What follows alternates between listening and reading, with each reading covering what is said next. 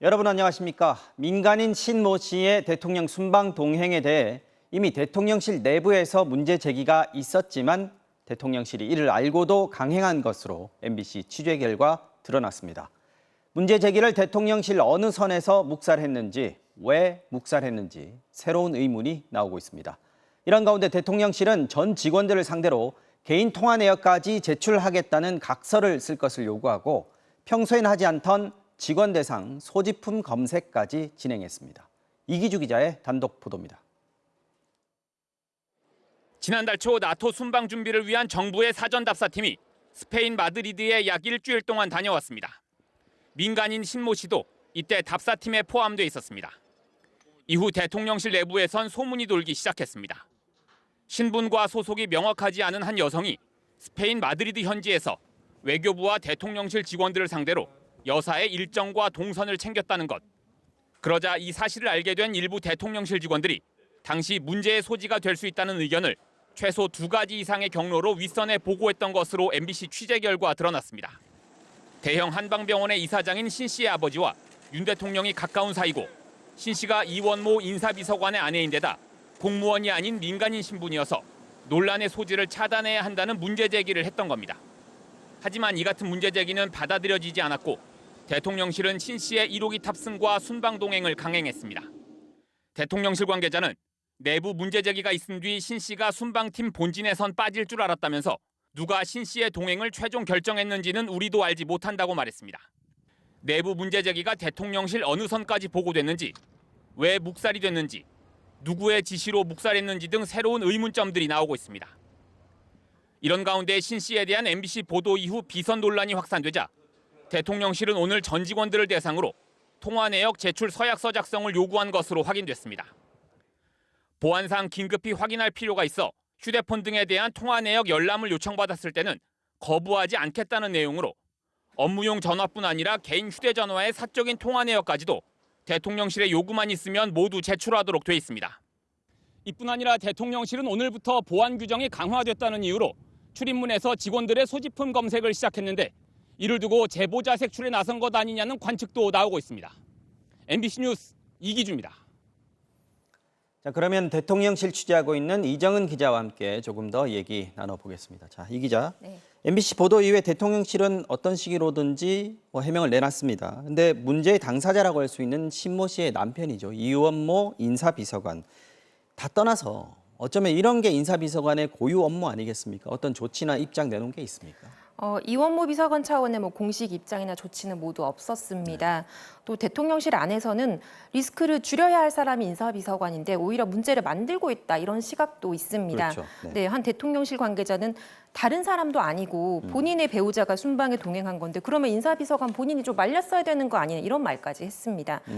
장관 후보자들이 여러 논란을 낳으면서 잇따라 낙마를 했고 또 김건희 여사와의 사적 인연으로 코바나 컨텐츠 직원들이 지금 채용이 돼 있잖아요. 네. 근데 이게 사실 인사비서관의 책임 영역 안에 들어가 그렇죠. 있는 문제입니다. 네, 그렇기 때문에 뭐든지 좀 설명을 해야 되는 거 아니냐 이런 이야기도 나옵니다. 자, 그 대통령실 해명을 보면 검찰 출신들이 이제 대통령실 핵심으로 자리를 잡다 보니까 위법이냐 아니냐 이런 기준으로들 얘기를 하는 것 같습니다. 네, 대통령실이 처음에 MBC가 이제 신 씨의 그 동행 사실을 보도했을 때부터 네. 위법한 일이 없었다 이렇게 해명을 했었죠. 또 그리고 윤 대통령의 육촌 친척에도 대통령실에 지금 채용이 돼 있어서 네. 비선이 아니냐 이런 지적이 있었는데 네. 촌수상 이해충돌 방지 법에 저촉되지 않는다. 법에 저촉되지 않는다. 그다음에 비선이라는 건 악의적인 프레임이다. 이렇게 이게 반박했습니다. 사실 법을 안 어겼다, 법을 어겼다 이렇게 기준으로 삼는 건 법률가의 언어 아니겠습니까? 네, 그렇게 들리시죠. 네. 물론 당장 법을 어겼느냐 여부도 중요합니다. 하지만 지금 공적 영역과 사적 영역이 명확하게 구분이 되지 않는 이런 대통령실의 운영이 네. 이제 앞으로 문제를 일으킬 소지가 있다고 보기 때문에 논란이 되는 거잖아요. 그렇죠. 네. 근데 대통령실에는 주진우 법률비서관 그리고 또 이시원 공직기관 비서관까지 검찰 출신들이 지금 대거 포진해 있습니다. 네. 이들이 법률 검토를 하고 또 위법한 점이 없었다 이렇게 정리를 하면은 공보 라인도 그 논리대로 적극 해명을 하는 모습입니다.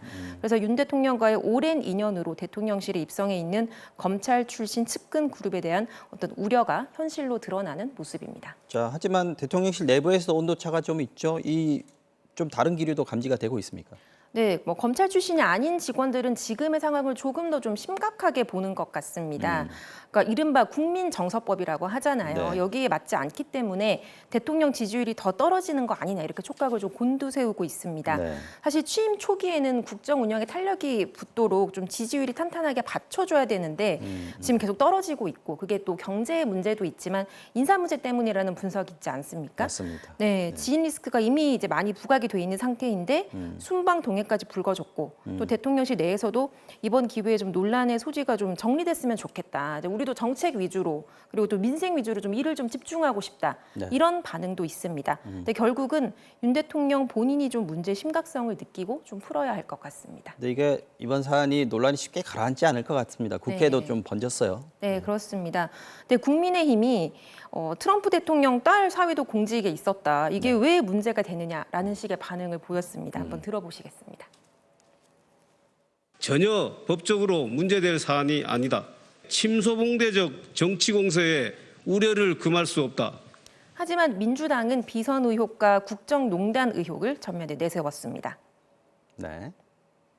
대통령실 내부에서 여사 특보로 불렸다는데 공식 직함이 없는 사람이 특보로 불리는 게 바로 비선입니다.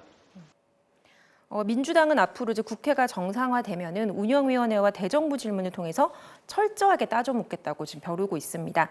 일단 내일 원내대표단이 용산 대통령 집무실 앞에서 와서 대통령실의 사유화를 규탄하겠다 이런 기자회견을 열 계획입니다. 네, 이정 기자 잘 들었습니다.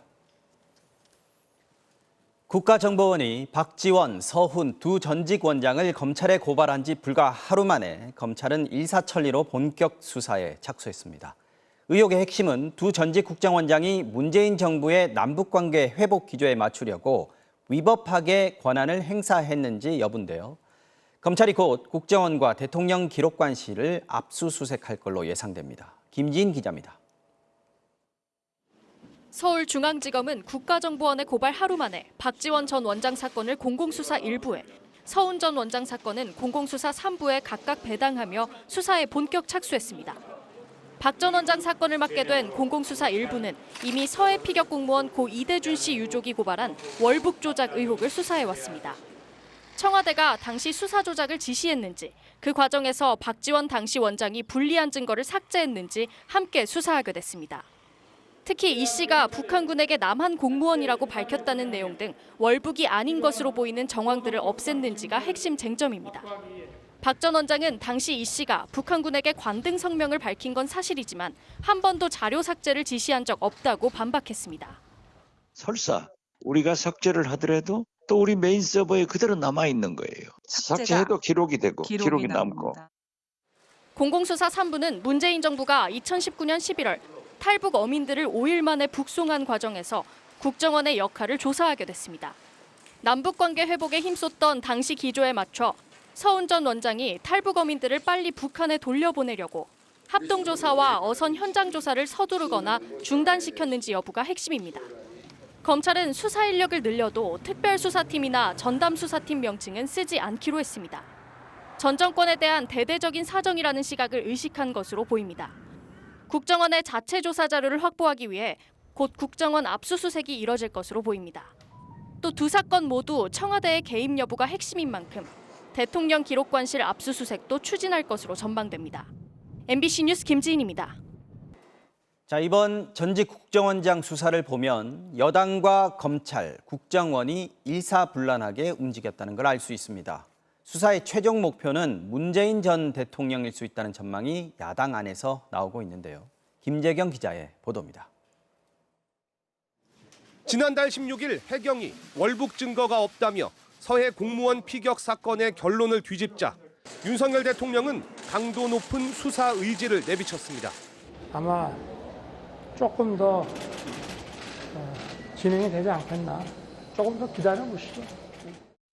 여당도 곧바로 진상조사 TF를 꾸렸고 문재인 정부는 월북몰이를 포함한 2차 살인을 합니다. 인권 침해의 전 과정, 배경을 또 샅샅이 조사할 생각입니다.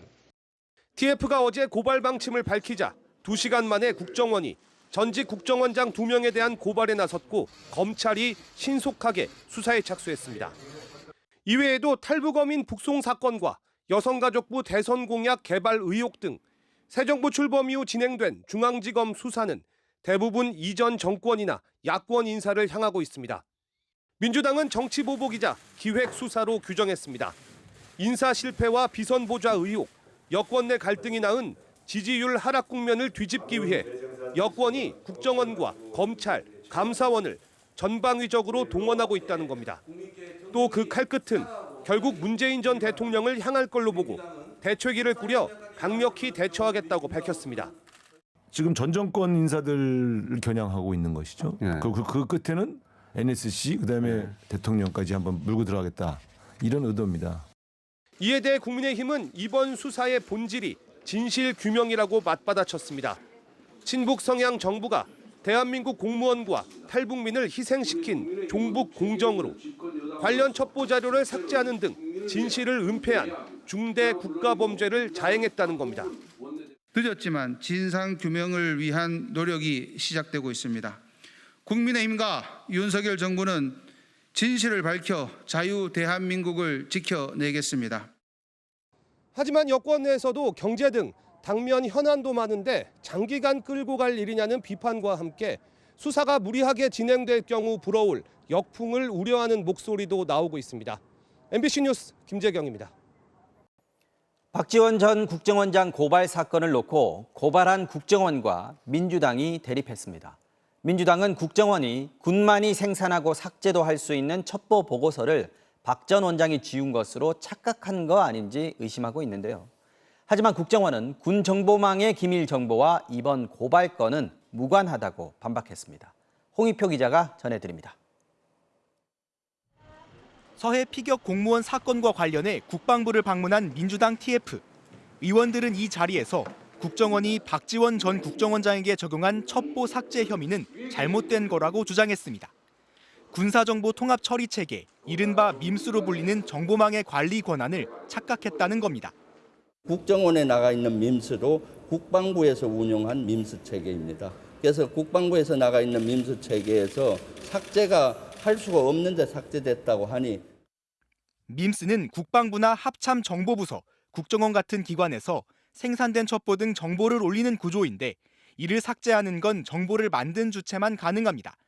그러니까 군이 생산한 정보를 국정원 같은 다른 기관이 임의로 지울 수 없다는 겁니다.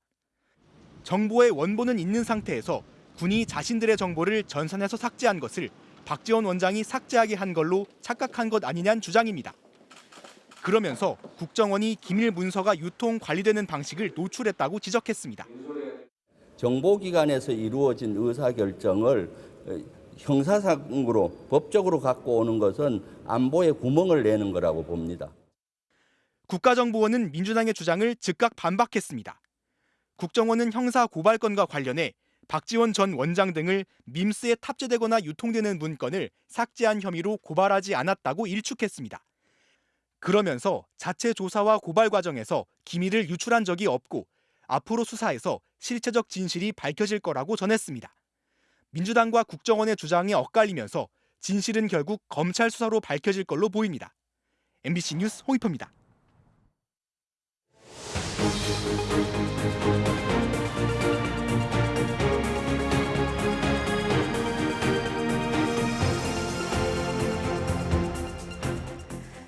자, 지금 국회에선 국민의힘 이준석 대표의 성접대 무마 의혹에 대해서 당 윤리위원회 심의가 진행되고 있는데요. 윤리위의 징계 여부에 따라서 이 대표의 정치적 운명은 물론이고요. 여당 내 차기 당권 구도의 변화도 불가피한 상황입니다. 국회로 바로 가보겠습니다. 자, 김민창 기자, 윤리위는 지금 그대로 열리고 있는 거죠? 네, 그렇습니다. 조금 전에 7시부터 회의는 시작됐습니다. 먼저 김철근 당대표 정무실장에 대한 징계 심사가 이뤄질 예정이고요. 김 실장에 대한 심사가 끝나고 나면 이어서 이준석 대표를 불러 소명을 듣게 됩니다. 이양희 위원장은 윤리위 직전 간단한 입장을 밝혔습니다. 윤핵관에 의해 기획된 징계위라든지 마녀 사냥식 징계라는 건 매우 부적절한 발언이다. 그러면서 윤리위는 수사기관이 아니라는 점을 강조했습니다. 들어보시죠. 수사기관의 결정에 따라 당원들의 마땅히 준수해야 할 윤리 강령과 규칙을 판단한다면 국민의힘은 스스로 윤리위원회의 존재 가치를 부정하는 것입니다. 오롯이 사회적 통념과 기준에 근거해서 사안을 심의할 것이라고 말했는데요. 수사 결과를 지켜봐야 한다는 이 대표 측 주장과는 결을 달리하는 발언입니다. 오늘 심사에선 성접대 의혹 제보자에게 김 실장이 써준 7억 원의 투자 각서가 이 대표의 성접대 의혹을 무마하기 위한 것인지, 여기에 이 대표가 개입했는지 여부를 판단하는 게 핵심 쟁점입니다. 윤리위의 결론은 오늘 밤 늦게 나올 걸로 보입니다. 네, 앞서 들으신 이양희 위원장의 발언이 좀 심상치 않아 보이는데 윤리위가 과연 이준석 대표에 대한 징계를 오늘 결정할 것인지, 한다면 그 수위는 얼마나 될 것인지, 이게 지금 관심이잖아요. 그렇습니다. 윤리위는 되도록이면 오늘 두 사람에 대한 결론을 모두 내겠다는 입장인 걸로 알려졌습니다. 관심은 이 대표에 대한 징계 여부입니다. 징계를 한다면 경고나 당원권 정지, 탈당 권유, 제명, 이 네 가지 중에 하나입니다. 당내에서는 당원권 정지 이상의 징계는 나올 거라는 관측이 우세한데요. 만약 징계가 내려진다면 최근 친윤계 핵심인 이철규 의원이 이 대표를 가리켜 후한 무치라고 공개적으로 언급한 것을 봤듯이 이 대표에 대한 윤핵관들의 사퇴 압박은 더욱 거세질 테고요. 윤핵관의 윤리 배우설을 의심하는 이 대표 측은 징계 자체를 인정할 수 없다고 맞설 가능성이 높아 여권 내분이 커질 전망입니다. 지금까지 국회에서 MBC 뉴스 김민찬입니다. 자, 지금 하와이에선 세계 최대의 해상 훈련이죠. 림팩이 한창인데요. 특히 이번 훈련에는 무인 전함에 항모용 무인기 같은 인공지능 기술을 이용한 미래 전력이 대거 참가했습니다. 자, 그런데 공교롭게도 이번 훈련 직전에 중국 역시 무인 전함 등을 선보였는데, 보시는 것처럼 외형상으로 봤을 때 미국 거랑 비슷하게 생겼죠. 미국과 중국이 미래의 무인 무기를 가지고 힘겨루게 나선 건데, 정동훈 기자가 하와이 현지에서 전해드리겠습니다. 양쪽에 보조 선체를 단 날렵한 함정이 물살을 가릅니다. 적 잠수함 추적, 탐지 임무를 수행해 바다의 사냥꾼이라는 이름이 붙여진 미국 해군의 무인 전함 시 헌터입니다. 미국의 첫 무인 함정인데 최근 실전 배치된 4척 중 2척이 림팩 훈련이 한창인 진주만에서 처음 포착됐습니다. And we are working with not just U.S. ships, but multinational ships as part of the task forces that they are incorporated with for the exercise. 최첨단 스텔스 구축함도 이번 훈련에 처음으로 위용을 드러냈습니다. 건조 비용이 5조 원, 레이더엔 소형 어선 크기로 잡힐 정도의 스텔스 기능을 갖춘 데다 레이저포도 갖춰 말 그대로 미래의 군함입니다. 현재 미국 해군의 핵심 전력인 링컨호도 이번에 이례적으로 언론에 공개됐습니다. 저는 지금 항모 갑판 위에 올라와 있는데요. 보시는 것처럼 F-18 같은 미 해군의 주력 전투기 40여 대가 줄지어 늘어서 있습니다. 하지만 조만간 이 전투기들 중 상당수는 조종사가 필요 없는 무인기로 대체될 걸로 보입니다. 이번 림팩에도 수직 이착륙 무인기가 투입돼 여러 나라 함정들과 합동훈련에 들어갑니다. 일부 항모엔 스스로 이착륙하는 X-47B 같은 스텔스 무인 전투기가 탑재돼 이미 운용에 들어갔습니다. And then there's always the wonderful advantages that new technology, because we're going to be incorporating more new airframes, possibly the unmanned ones, the next time that we deploy. 미국과 대립 중인 중국도 이번 림팩을 앞둔 지난달 이례적으로 해상 무인 전력을 대거 공개했습니다. 왼쪽이 이번에 공개된 중국의 무인 함정, 오른쪽 미국의 시헌터와 외형이 매우 흡사합니다. 스텔스 무인기가 중국의 두 번째 항공모함 산동호에 실린 사진도 공개돼 기술 추격을 우려하는 목소리가 미국에서 나오기도 했습니다. 이번 림팩이 미국과 중국의 무인 전력 경쟁의 대결 무대가 되고 있습니다. MBC 뉴스 정동훈입니다. 유럽의회가 원자력과 천연가스 발전을 친환경 에너지로 분류하는 법을 통과시켰습니다. 지금은 탄소 중립으로 가기 위한 과도기라는 점을 고려해서 타협책을 선택한 건데요. 대신에 까다로운 조건들이 붙었습니다. 정부가 원전 비중을 높이겠다고 밝혔지만 현실에서는 만만치 않은 숙제들이 있습니다. 김윤미 기자가 전해드리겠습니다. 유럽연합의회가 원전과 천연가스를 녹색 에너지로 분류하는 안건을 통과시켰습니다. 원전 대국 프랑스는 찬성한 반면 탈원전을 선언한 독일은 반대했습니다. 상임위도 원전과 천연가스는 본질적으로 친환경이 아니라며 반대 결의안을 냈습니다. 하지만 투표 결과 328대 278표로 가결됐습니다. 결과가 나오자 객석에선 야유가 터져나오기도 했습니다. 2030년까지 원전 10기 수출을 목표로 내세운 한국에게 기회가 될까? 쉽진 않아 보입니다. 유럽의회가 내건 조건이 까다롭기 때문입니다. 새 원전을 지으려면 2045년 이전에 건설 허가를 받고 2050년까지 고준위 방사성 폐기물 처분장을 어디에 어떻게 짓겠다는 운영 계획을 내놔야 합니다. 안전을 위해 핵 연료봉이 녹아내리지 않는 새로운 기술을 적용하라는 조건도 붙였습니다. 아직 개발도 안 된 기술입니다. 시간이 얼마나 걸릴지 모릅니다. 실험하는 과정 자체가 몇 년이 걸릴지 모르고 조정하는데 또 몇 년이 걸립니다. 그래서 그 신규 원자로를 개발하는 거하고 똑같은. 우리나라 환경부도 유럽 의회를 따라 원전을 친환경 에너지로 분류할 가능성이 높아졌습니다. 하지만 유럽과 똑같은 조건들을 달면 한국에서도 원전 확대는 사실상 어렵습니다. 안전 기준이 유럽보다 훨씬 더 낮기 때문에 글로벌 스탠다드는 EU라고 계속 그동안 얘기해 왔는데 그린 라벨 붙은 것만 EU를 따라하고 실질적인 EU의 조건은 따라하지 않는다면 아무런 의미가 없어지는 거죠. 주민들의 반대가 심해서 땅을 확보하는 것도 어렵지만 더 큰 문제는 핵 폐기장입니다. 지난해 정부가 내놓은 핵 폐기장 계획에 따르면 37년이 걸립니다. 계획대로 잘 돼도 2058년이란 얘기입니다. MBC 뉴스 김윤입니다. 서울 시내에는 700~800년 넘게 자리를 지키고 있는 오래된 나무들이 200그루 넘게 있는데요. 저마다 다양한 역사와 이야기들을 간직하고 있습니다. 그런데 최근 이 나무들이 사람으로 치면 CT나 MRI 같은 정밀 건강 검진을 받았는데요. 긴 세월을 버텨온 이 나무들이 최근 기후 변화로 인해서 큰 위협을 받고 있다고 합니다. 현인아 기자가 취재했습니다. 서울 광진구 화양동의 느티나무 공원. 커다란 느티나무 한 그루가 뙤약볕 아래 시원한 그늘을 들이웁니다. 이 느티나무의 나이는 700살 이상. 세종대왕 때 목장과 정자가 있던 곳인데 지금은 나무만 남았습니다. 그런데 안전모를 쓴 사람들이 나무에 못을 박기 시작합니다. 이들은 나무 의사들입니다. 모처럼 생긴 것은 나무의 내부를 들여다보는 센서입니다. 못질을 하시더라고요. 안 아파요? 사람도 어떤 몸살 감기 걸리면 주사를 맞잖아요.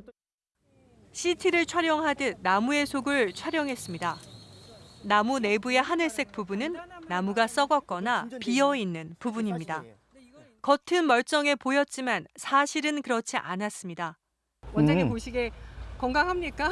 공동화되어 있는 것은 건강하다고 볼 수는 없어요. 순환계 이쪽에서는 그래도 아직까지 입이 이렇게 잘 나오고 있어서. 말하자면 골다공증은 심하지만 혈관은 건강한 노인입니다. 나무의사는 나무 곳곳에 코르크를 덧대 내부가 썩거나 부러지는 것을 방지하는 치료를 해줬습니다. 서울시는 지난 3월부터 서울의 녹어수, 즉 수백 년 된 나무 200여 그루의 정밀 검진을 하고 있습니다. 기후 변화로 비바람이 거세지고 폭염은 심해지고 있습니다. 가뭄과 돌풍 같은 날씨 변수들이 더 빈번하게 나타나면서 서울의 보호수들도 정밀 진단이 필요하게 됐습니다. 서울시 보호수 중 가장 나이가 많은 나무는 884살. 도봉구 방학동에 있는 바로 이 은행나무입니다. 오랜 세월을 관통하는 나무들에는 현대사의 아픔도 스며 있습니다. 종로구 행촌동의 466살 은행나무. 이 나무 옆 붉은 벽돌 건물은 3.1 운동을 세계에 타전한 미국 기자 엘버트 테일러의 집입니다. 종로구 연지동의 회화나무. 항일 여성단체인 애국부인회가 있던 자리입니다. 누군가의 밀고로 일본 경찰이 들이닥치자 이 나무가 위기를 모면하게 해줬다는 일화가 전해집니다. 태극기나 역사책들 이런 것들을 어디로 숨길까 하다가 여기 안에 있는 구멍으로 옮겼다고 해요. 수백 년을 살아온 나무들은 모두 이야기를 간직하고 있습니다. 그 이야기는 사실 우리의 이야기입니다. 보호수 보호가 왜 중요한 거예요? 초월적인 시간을 보내는 동안 이제 서울 시민들의 다양한 삶이 녹아 있고 그런 삶 속에서 과거, 현재, 미래가 연결되어 있는 매개체라고 생각을 합니다. 서울시는 나무가 우리에게 더 오랫동안 이야기를 들려줄 수 있도록 3년에 한 번씩 정밀 검진을 해줄 계획입니다. MBC 뉴스 현인아입니다.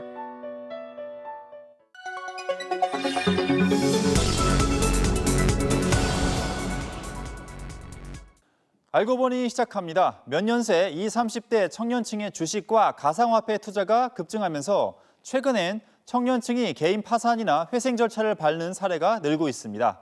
이런 상황에서 서울회생법원이 주식, 가상화폐 투자 손실금은 변제액을 정할 때 고려하지 않는다는 지원 방안을 내놨는데요. 빚내서 투자하는 빚투 또는 먹튀를 조장한다. 또 서울만 되고 지방은 안 되니까 지역차별이다. 서울로 이사가서 빚 탕감 받자는 주장까지 논란이 커지고 있습니다. 과연 어디까지 사실인지 확인해봤습니다. 개인 회생 제도란 채무자가 당장은 빚을 못 갚지만 정기적인 수입이 있으니 3년에서 길게는 5년까지 매달 일정 금액을 갚으면 나머지 빚을 면제해주는 제도입니다. 회생 허가를 받으려면 가진 재산보다 빚이 많아야 합니다. 예를 들어 보증금 2천만 원 월세방에 사는 A씨가 1억 원을 빌려 주식과 가상화폐에 투자했다 7천만 원을 잃은 경우 재산은 1억 2천만 원, 빚은 1억 원으로 계산해 회생 대상이 되기 힘듭니다. 그런데 서울회생법원은 지난 1일부터 재산을 평가할 때 주식이나 가상화폐 투자로 입은 손실분을 빼주기로 했습니다. A씨의 재산은 5천만 원으로 줄게 되고 빚 1억 원보다 적어져 개인 회생 절차를 밟을 수 있게 된다는 겁니다. 이 때문에 빚 탕감, 먹튀 논란이 일었는데 빚을 갚을 때 월 소득에서 최저 생계비를 제외한 가용소득 전부를 변제액으로 사용하는 건 종전과 달라지지 않습니다. 실제로 A씨의 월 소득이 300만 원인 경우 최저 생계비 약 100만 원을 빼고 200만 원씩 3년에 걸쳐 7,200만 원 정도를 갚아야 합니다. 따라서 빚 탕감이란 주장은 사실과 다르고 개인 회생의 문턱을 낮추고 문을 넓혀줬다고 보는 게 맞습니다. 명시적으로 실무준칙을 냈지만 사실은 실제에서 크게 차이가 없는 거거든요. 왜냐하면 최소 3년은 가용소득을 변제하기 때문에. 또 서울로 이사를 가면 이런 혜택을 볼 수 있다는 주장도 현실성이 떨어집니다. 개인 회생을 판단하는 법원은 재판 관할권처럼 거주지와 근무지를 기준으로 정해집니다. 서울회생법원의 새로운 지침을 노리고 서울로 위장 전입을 한다고 해도 통신 내역 조회 등을 통해 실거주, 근무지를 파악하기 때문에 현실적으로 어려울 거라고 법원 측은 설명하고 있습니다. 주식과 가상화폐 같은 투자는 이익만큼 손실 위험성도 크기 때문에 스스로 책임도 져야 합니다. 이 때문에 법원도 직전까지는 이런 투자를 사행성 투자로 분류해 빚 계산에서 엄격하게 다뤄왔는데요. 이를 빼주기로 한 건 논란의 소지가 있는 건 분명한 만큼 청년층에게 파산보다 회생의 길을 열어주면서도 도덕적 해이에 대한 충분한 고민 역시 필요해 보입니다. 알고 보니였습니다.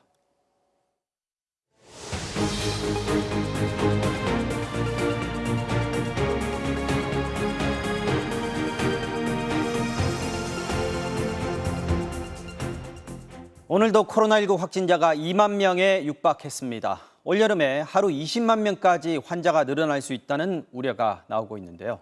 6차 유행의 전조가 뚜렷해지면서 방역당국은 전 국민 4차 접종 검토에 나섰습니다. 그런데 지금 쓰이는 백신으로는 방역 차단 효과를 기대하기 어렵다는 게 문제입니다. 이준범 기자입니다. 백신을 맞으러 병원을 찾은 60대 남성.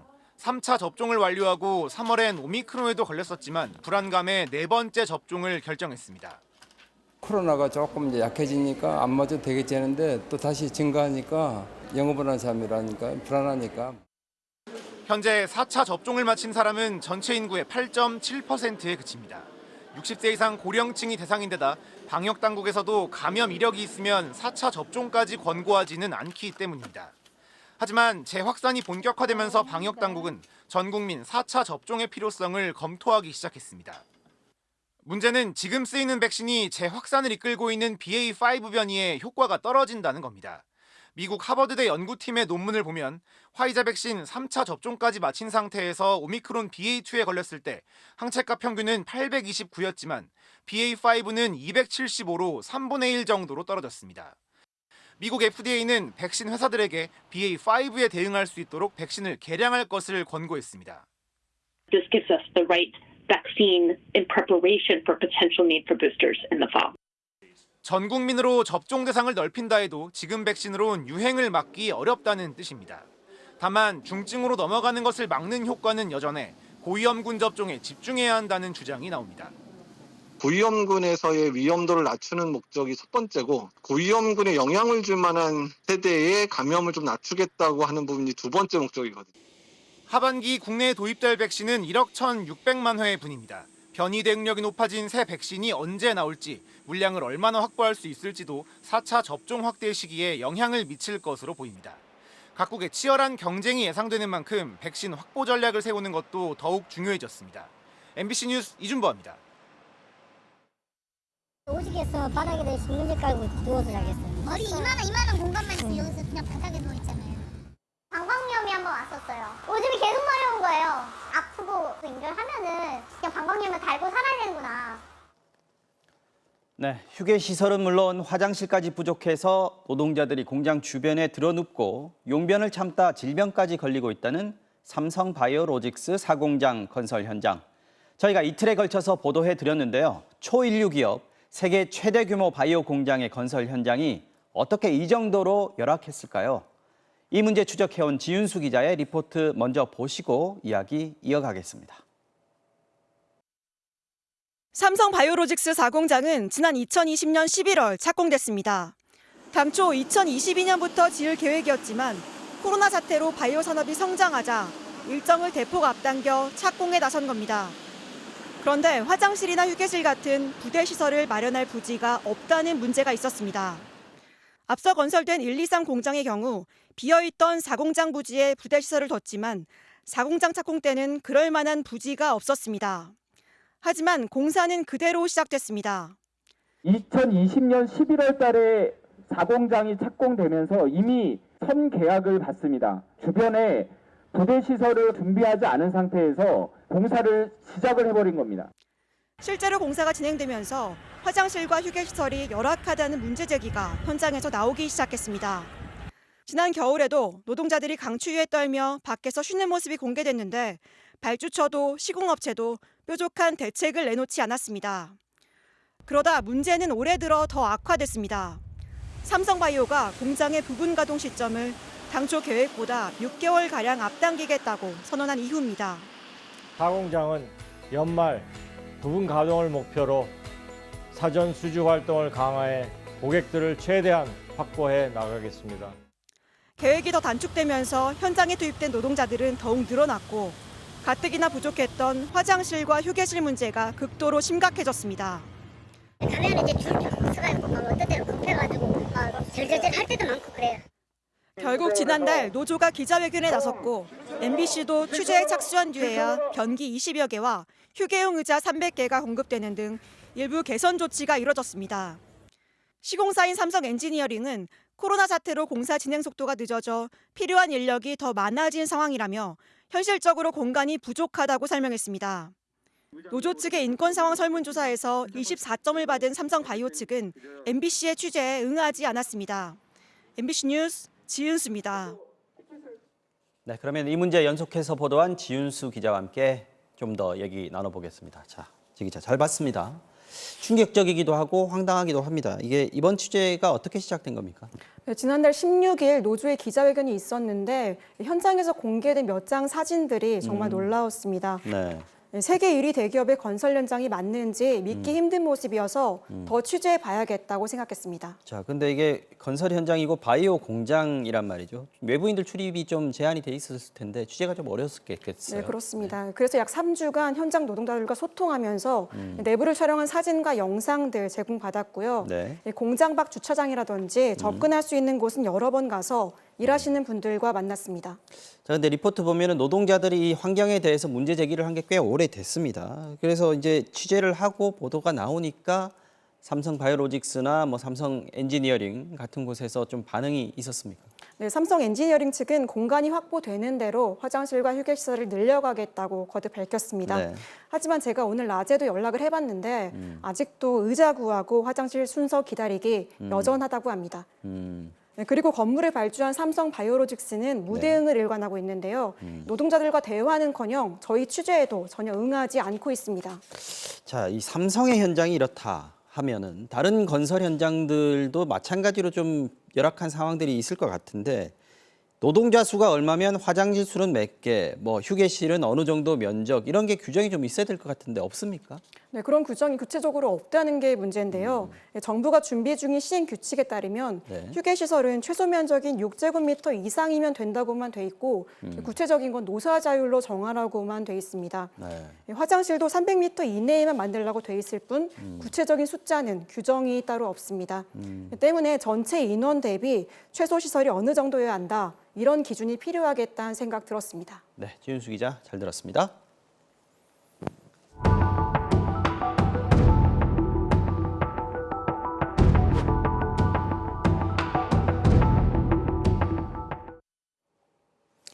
뉴스데스크는 어제 한 굴삭기 노동자의 죽음을 통해 현장에서 흔하게 벌어지는 산업재해 은폐 시도를 고발했습니다.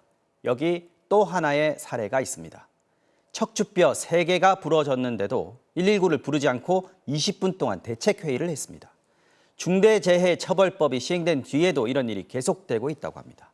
은폐되는 산업재해 연속보도 차주혁 기자입니다. 열차에 전기를 공급하는 전차선 노동자 전병길 씨. 작년 11월 캄캄한 새벽 작업에 투입됐습니다. 전주 위에서 하는 위험한 작업. 하지만 사다리도 추락에 대비한 안전그물도 없었습니다. 사다리를 치우고 맨몸으로 올라가서 작업을 해라. 너무 느리다. 사다리 대고 왔다 갔다 하면.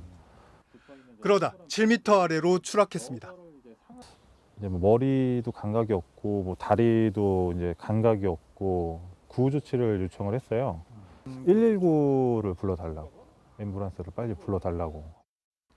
그런데 회사의 반응이 이상했습니다. 119에 신고하는 대신 회사 대표와 직원들이 모여 대책을 논의했습니다. 그 사이 전 씨는 혼자 20분 동안 누워 있어야 했습니다. 저를 방치해두고 얘기를 하더니 와가지고 이제 저를 양쪽에서 2명이 이렇게 이어매고 대표자 차량에 저를 이제 꾸겨넣듯이 넣어가지고 이제 병원에 이제 간 거예요. 척추뼈 3개 골절, 6시간 동안 응급수술을 받았습니다. 사고가 너무 크다 싶었던지 회사는 산업재해 신청을 냈습니다. 그런데 사고 경위가 달라져 있었습니다.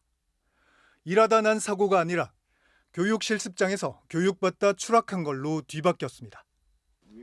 회사는 공사를 발주한 코레일에 보고도 하지 않았습니다. 보고하면 다음에 공사를 따낼 때 불이익을 받을 수 있기 때문입니다. 제가 얘기 안 했어요. 어차피 산재 처리했는데 뭔 오지랖이 있다고 제가 발주소 가서 저 일하다가 사람 떨어뜨렸어요라고 얘기하겠습니까? 또 다른 전차선 노동자. 둘이서 130kg짜리 자재를 들다 허리를 다쳤습니다. 회사는 이번에도 119 신고를 하는 대신 회사 직원의 승용차로 병원에 데려갔습니다. 병원비는 회사에서 다 부담할 테니까 이제 운동하다 다친 걸로 해서 이제 공산 처리를 하자. 작업복이 신경 쓰였는지 이런 말도 했다고 합니다. 신발 다른 거 갈아 신을 게 없네. 작업화를 신고 있는 부분에 대해서 좀 불안해하더라고요. 119 신고 대신 일단 대책회의. 119 대신 승용차로 환자 옮기기. 일하다 다친 걸로 하지 말자는 강압적 권유. 모두 산업재해를 감추려는 행동들입니다. 중처법 이후에 오히려 더 많이 감춰요. 웬만하면 감추고 가기 때문에 더 드러나지 않아서 그게 더 문제 같아요. 산업재해를 은폐하다 적발되면 1년 이하의 징역형으로 처벌됩니다. 산업 현장에선 흔하게 벌어지지만 실제로 적발된 사례는 지난 4년간 39건에 불과합니다. MBC 뉴스 차주혁입니다. 평택의 한 초등학교 앞에서 학생 2명이 굴착기에 치여서 1명이 목숨을 잃었습니다. 굴착기 운전자는 사고 직후 현장을 떠났다가 3km 떨어진 곳에서 경찰에 붙잡혔습니다. 김상훈 기자가 취재했습니다. 경기도 평택시 청부급의 한 초등학교 앞. 오늘 오후 4시쯤 하굣길에 이곳 횡단보도를 건너던 초등학생 2명이 주행 중이던 굴착기에 치였습니다. 초등학교 앞에 초등학생 2명을 깔고 갔다 그렇게 신고가 들어온 걸로. 이 사고로 5학년 여자아이 1명이 머리를 크게 다쳐 현장에서 숨졌고 함께 있던 다른 아이도 얼굴을 다쳐 병원으로 옮겨졌습니다. 사람물이라서 건너가는데 포크레인이 지나가는 걸 아예 쳐다봐 하더라고요. 사고를 낸 굴착기 운전자는 주행을 멈추지 않고 그대로 운전해 현장을 떠났습니다. 경찰은 사고 현장에서 3km 떨어진 곳에서 굴착기 운전자를 붙잡았습니다. 굴착기 운전자는 경찰 조사에서 사고를 낸 사실을 몰랐다고 진술한 것으로 알려졌습니다. 사고 당시 음주운전을 한 것은 아니었던 것으로 전해졌습니다. 사고가 난 횡단보도는 초등학교 정문 바로 앞 어린이 보호구역이었습니다. 이에 따라 경찰은 어린이 보호구역 내 교통사고의 경우 가중처벌하는 민식이법 적용 대상으로 보고 조사하고 있습니다. 또 인근 CCTV 등을 확보해 운전자의 신호 위반 여부 등을 확인 중입니다. MBC 뉴스 김상훈입니다. 사흘 전 제주시 동쪽에 있는 성산항에 정박해 있던 어선 3척이 방화로 인한 화재로 불에 탔었죠. 그런데 이번에는 서쪽에 있는 한림항에서 또다시 어선 3척에 불이 났습니다. 선원 3명이 크게 다쳤고 2명이 실종된 상태입니다. 김항섭 기자가 전해드리겠습니다. 어선들이 다닥다닥 붙어 정박해 있는 한림항 선착장. 한 어선에서 큰 폭발이 일어납니다. 크고 작은 파편이 흩어지더니 짙은 연기가 솟아오르고 곧이어 빨간 불꽃이 피어오릅니다. 화마는 순식간에 배 전체로 번졌고 시꺼먼 연기가 항 전체를 뒤덮었습니다. 소방차와 해경함정이 물대포를 쏘아보지만 불길은 쉽게 잡히지 않습니다. 펑 소리가 크게 나면서 하얀 수출불 조각이 막 날렸다고. 그게 검은 연기가 먼저 올라오고 불기가 나중에 올라왔죠. 불은 오전 10시 20분쯤 29톤급 근해 체납기 어선에서 먼저 시작됐습니다. 어선 3척 가운데 어선에서 시작된 불이 양옆의 선박으로 옮겨 붙으면서 진화에 어려움을 겪었습니다. 화재 당시 어선 갑판에 있던 선장과 선원 2명 등 3명은 중상을 입고 바다에서 구조됐습니다. 기관실에서 시동 점검을 하던 기관장과 인도네시아 국적 외국인 선원이 실종됐습니다. 이제 안에 있는 걸로 지금 추정이 되고 외국인 선원은 그 갑판에 있었다고 하니까 폭발을 하면서 혹시 뭐 이렇게 추락을 하지 않는다. 또 소방 대응 1단계가 발령됐고 소방 헬기까지 동원됐지만 불이 난 어선에 쌓여있던 경유 2만 리터가 계속 흘러나와 화재 진압에는 7시간이나 걸렸습니다. 선박은 그 FRP로 제조가 되고 또 화재가 진압을 하더라도 그 안에 또 이제 경유가 많이 들어있기 때문에 경유가 이제 그 밖으로 흘러나오면서 다시 그 재발라가. 해경은 불길이 완전히 잡힌 오후 5시쯤부터 구조대를 투입해 배 주변 물밑과 선실 내부를 수색하고 있습니다. 또 출항 준비를 하던 어선에서 폭발음과 함께 불이 났다는 목격자의 말에 따라 화재 당시 배 밖에 있었던 선원 등을 상대로 정확한 화재 원인을 조사하고 있습니다. MBC 뉴스 김항섭입니다. 아침 시간 만취 상태로 운전을 하던 40대 운전자가 노점상으로 돌진하면서 70대 할머니가 목숨을 잃었습니다. 30년 넘게 남편이 직접 기른 채소를 팔면서 생계를 유지해오던 할머니였습니다. 임지은 기자가 전해드리겠습니다. 지난달 29일 아침 9시 40분쯤 광주시 북구의 한 도로. 검은색 차량이 질주해 옵니다. 차량은 그대로 인도로 돌진해 파라솔을 치고 채소를 팔고 있던 70대 어르신을 그대로 덮쳤습니다. 도로가로 질주한 차량은 이곳에 있는 가로수와 좌판을 모두 들이받고 멈춰섰습니다. 할머니는 출동한 소방대원들에 의해 병원으로 이송됐지만 사고 충격으로 엉치뼈와 머리를 크게 다쳐 결국 숨졌습니다.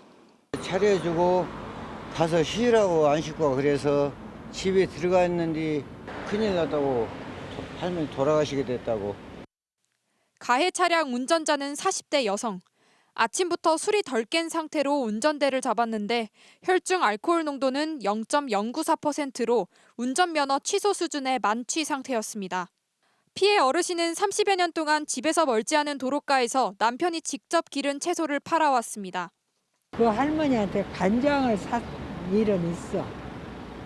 자기 집에서 담은 거라고 왔다 갔다 하면서 본디 참 잘하셔요. 무전히 안타깝지. 경찰은 교통사고 처리 특례법 위반 등의 혐의로 가해 운전자를 입건했습니다.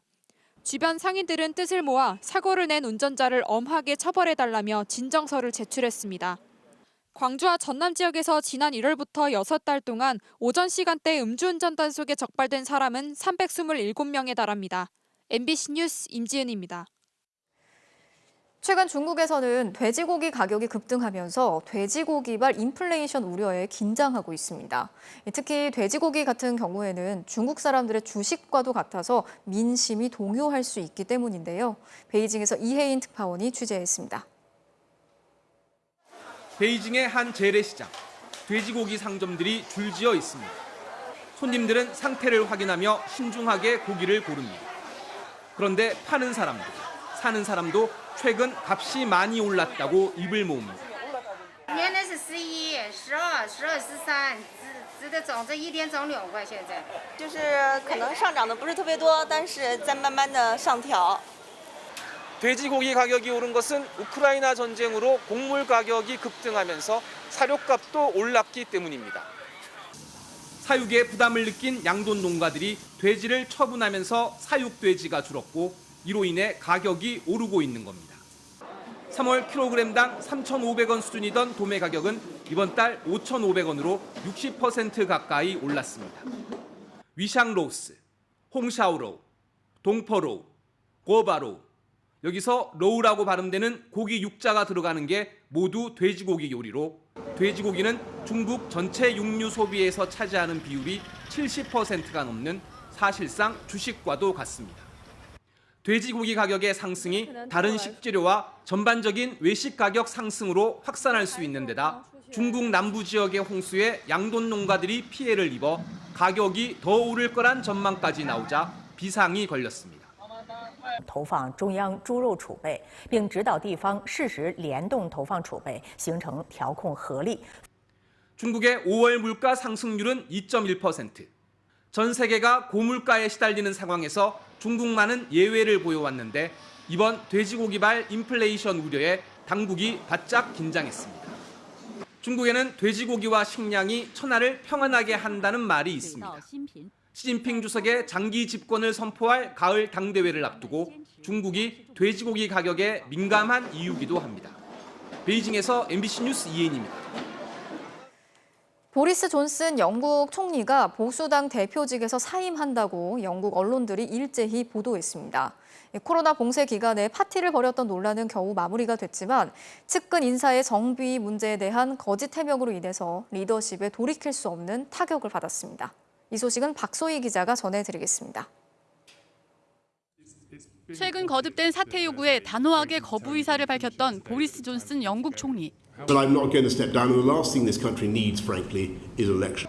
하루도 안 된 오늘 BBC는 존슨 총리가 당 대표직에서 물러난다고 보도했습니다. 총리직은 올 가을 새로운 당대표 선거 전까지만 유지하기로 했습니다. 2019년 7월 총리직에 오른 뒤 3년 만에 불명예 퇴진입니다. 결정타는 내각 인사들의 줄 사퇴였습니다. 장관과 의회 관계자 등 50명이 넘는 인사가 줄줄이 사직하며 존슨 총리의 사퇴를 종용했습니다. 심지어 임명된 지 하루밖에 안 된 나딤 자하위 재무장관마저 당장 떠나라며 존슨 총리의 사퇴를 촉구했습니다. 월스트리트 저널은 현대 영국 정치에서 볼 수 없었던 규모의 사임이라고 전했습니다. 존슨 총리 리더십이 회복 불가능하게 된 건 거듭된 거짓말이었습니다. 크리스 핀처 보수당 원내 부총무가 술에 취해 남성 2명을 성추행한 것으로 드러난 뒤 과거 성비위 문제까지 논란이 됐지만 존슨 총리는 감싸주기와 말 바꾸기에 급급하면서 도덕성과 신뢰도가 무너졌습니다. Leave, go, just go. Don't want to see anymore. Just goodbye.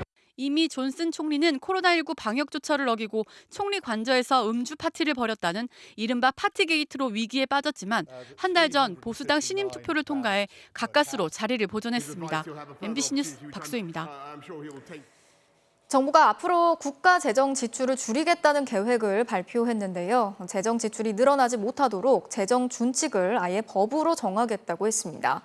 이미 대기업 감세까지 하겠다고 했는데 복지나 사회 안전망 같이 꼭 써야 할 돈도 줄이는 건 아닌지 우려가 나오고 있습니다.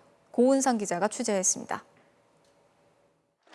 앞으로 5년 국가 재정 전략을 정하는 회의. 윤석열 대통령은 문재인 정부의 재정 확장을 비판했습니다. 그 탄탄했던 재정이 국가 신인도의 잠재적 위험 요인으로 지적받을 그럴 상황이 됐습니다.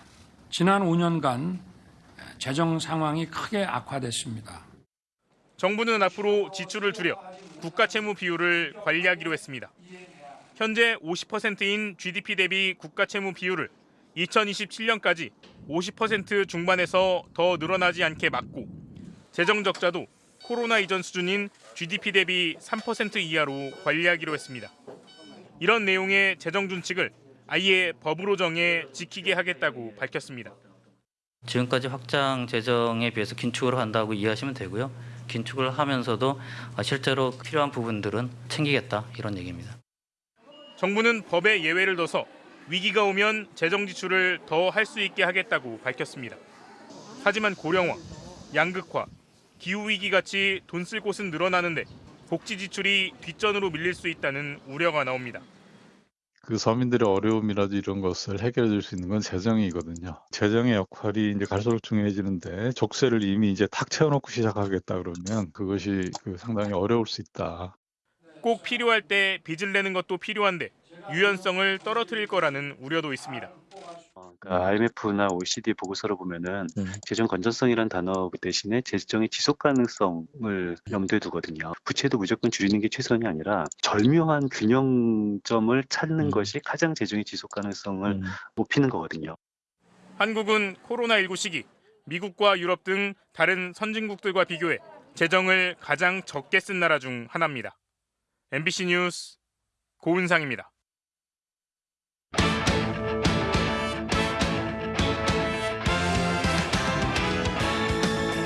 독일 밤 서울뉴스입니다. 41살 은퇴를 선언한 시즌에 한 경기에 안타 4개를 몰아치고 타율 1위를 달리는 선수가 있습니다. 바로 롯데의 이대호 선수인데요. 이 선수 이대로 떠나보낼 수 있을까요? 송기성 기자입니다. 많게는 21살이나 어린 후배들 앞에서 41살 동갑내기 두 친구는 굉장했습니다.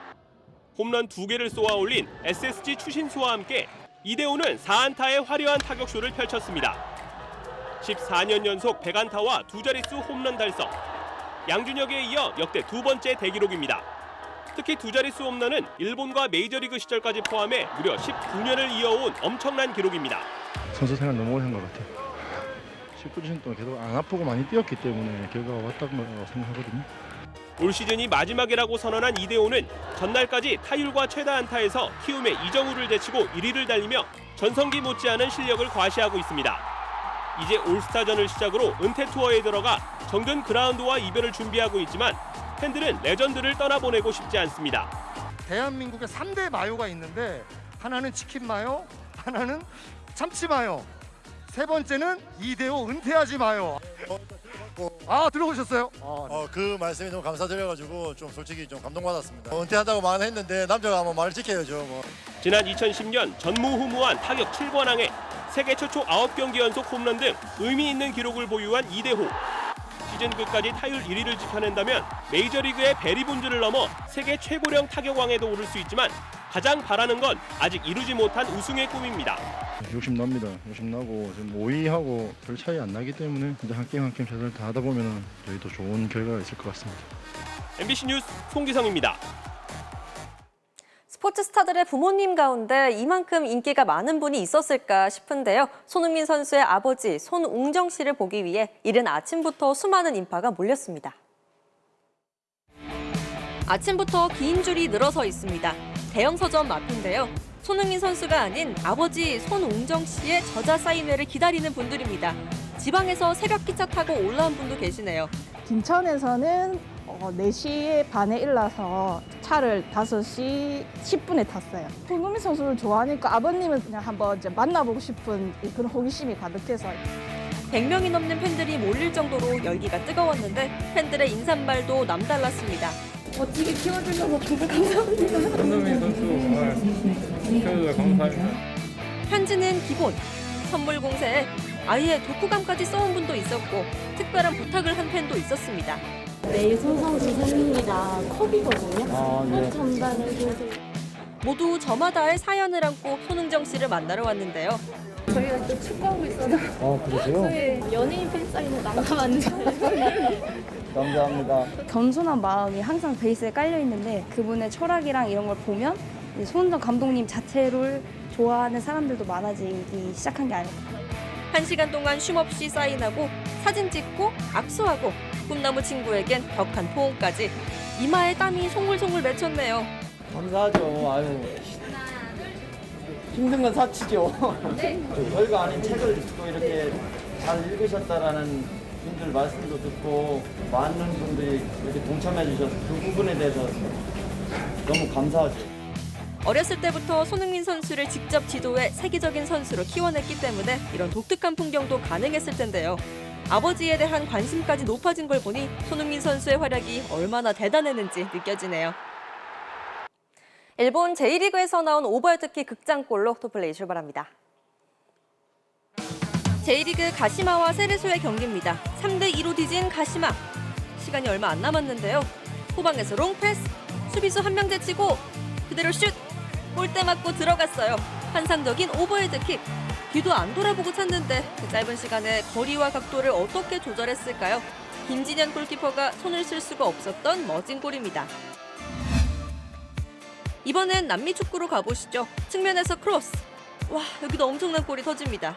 아까보다 거리는 조금 가까운데 낙하 지점을 정확히 파악한 뒤 강력한 임팩트로 꽂아 넣었어요. 지구 곳곳이 정말 원더골 축제네요. 마지막은 메이저리그입니다. 애매한 타구 유격수 쫓아가는데요. 와, 이걸 잡아냈어요. 뒤로 달려가면서도 공이 보였나요? 까다로운 타구를 참 쉽게 처리하네요. 지금까지 토플레이였습니다. 프로야구 NC 외야수 이명기 선수의 슬라이딩 캐치입니다. 좌중간으로 빠질 뻔한 2루 타성 타구를 기가 막히게 잡아냈네요. 목요일 밤 스포츠 뉴스였습니다.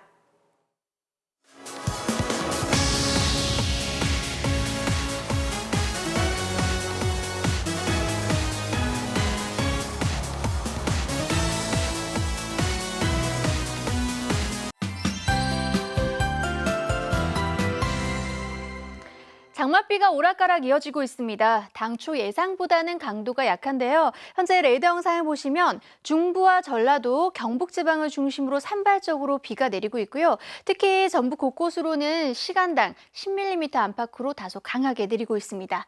앞으로도 강원 동해안을 제외한 전국에 10에서 60, 많게는 80mm 이상이 내리겠습니다. 특히 중부 지방은 내일 새벽까지, 남부 지방은 내일 새벽부터 오후 사이 국지적으로 강하게 쏟아지는 곳이 있겠습니다. 서울은 폭염특보가 해제됐지만 여전히 대부분 지방에 폭염특보가 남아 있습니다. 내일 낮 기온도 서울이 29도, 광주 32도, 대구 33도까지 오르겠고요. 습도가 높아서 더위 불쾌감이 심하겠습니다. 내일은 비가 내리다가 오후에 서쪽을 시작으로 저녁이면 대부분 개겠습니다. 자세한 아침 기온 보시면 서울이 25도, 전주 25도, 대구 27도로 밤사이 열대야가 나타나는 곳이 많겠습니다. 한낮 기온도 서울이 29도, 광주 32도, 부산 29도 안팎까지 오르겠습니다. 주말에도 폭염과 열대야가 이어지겠고요. 다음 주에는 또 전국 곳곳에 집중호우가 쏟아질 것으로 전망되고 있습니다. 날씨였습니다. 7월 7일 목요일에 보내드린 뉴스데스크 마치겠습니다. 오늘도 함께해 주신 여러분 고맙습니다.